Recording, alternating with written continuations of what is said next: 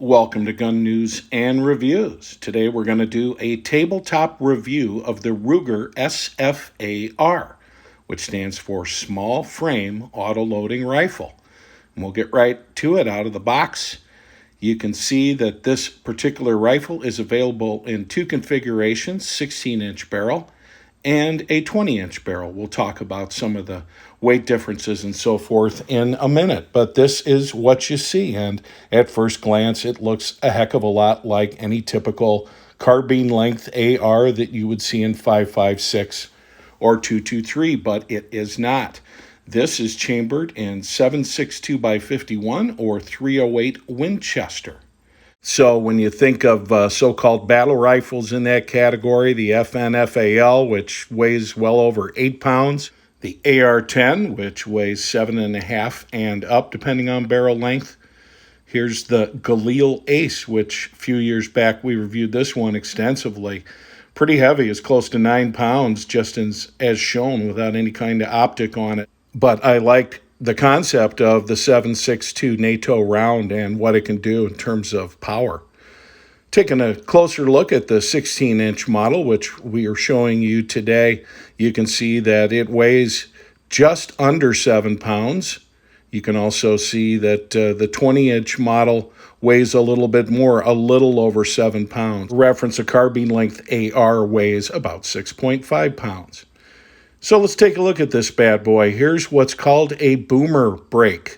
And I don't know from a marketing perspective how that's going to play with millennials, but it probably aptly describes what it does. You can see that it has free-floating handguard with M-lock slots on the side. Here we're looking at the 4-position adjustable gas block. This is something that comes in position 3, and the suggestion is as you foul the system, you can open it up a little bit more. Eventually, you'd need to clean it, and in order to do that, you're going to need to take off the handguard.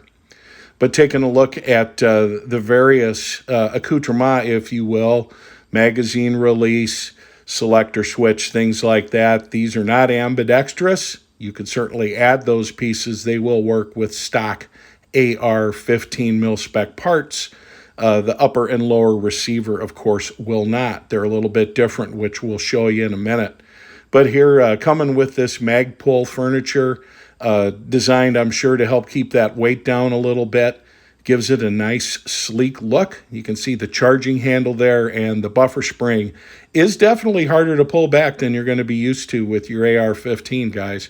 So be ready to give it a good tug. You can see some differences in the bolt group, and we're going to take a closer look at that as well in a second. But overall, a very nice design. It's got some rail at the very end to put a front sight if you like.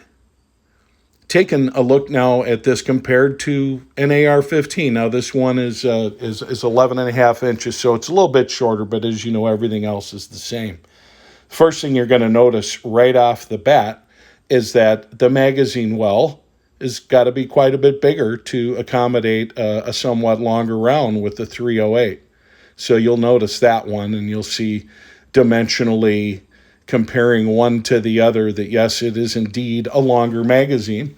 Also seeing that things like the trigger guard seem to be the same measurements and things like that. So where they've squeezed some of this extra space out, I'm not 100% sure. Here you can see the magazine, and again, that's why you have to have different upper and lower receiver. It's just stretched out the smallest bit. And taking a look at the ejection port, they are exactly the same, 3 inches. So I don't know if that means that the dust covers are interchangeable or not. We can find that out for you.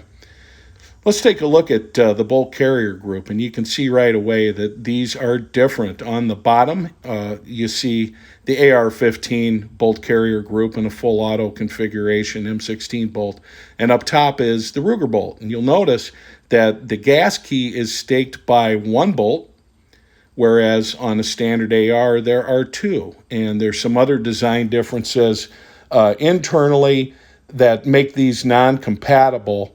And I don't know if it's a big deal on that gas key or not. We'll keep an eye on that. And here you're looking at the bolt faces. You've got double ejectors on the right with the Ruger SFAR, a standard M16 bolt group on the left, and you can see has one ejector. So there are some differences there, but very similar, obviously.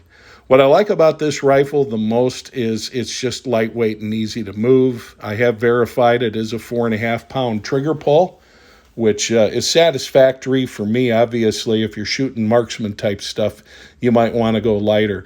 But everything about this rifle feels exactly like an AR of comparable size. And it's maybe 2 ounces heavier, 3 ounces heavier. So Ruger's done a great job of providing a nice compact platform. We're going to start out in our shooting video will be an aim point, but we will also put some high power optics on there and see how it does. So proof's in the pudding on the shooting video. Appreciate you watching today. This is GN&R. Please like and subscribe.